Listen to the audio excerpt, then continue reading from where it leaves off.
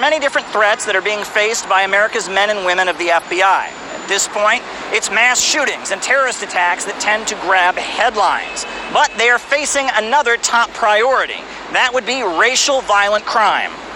Racially motivated violent extremism encompasses threats involving the use or threat of force or violence in violation of federal law, in furtherance of political or social agendas, which are deemed to derive from bias, often related to race, held by the actor against others, including a given population group.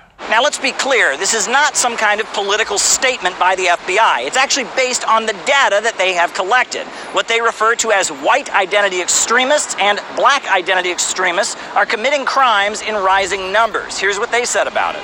Some racially motivated violent extremists are driven by a belief in the superiority of the white race and a perception that the US government is conspiring with Jews and other minority populations to bring about the race's demise. Other racially motivated violent extremists use force or violence in violation of criminal law in response to perceived racism and injustice in American society, or in an effort to establish a separate black homeland or autonomous black social institutions, communities, or governing organizations within the US. It's true that racially motivated violent crimes have been increasing across the United States since 2015.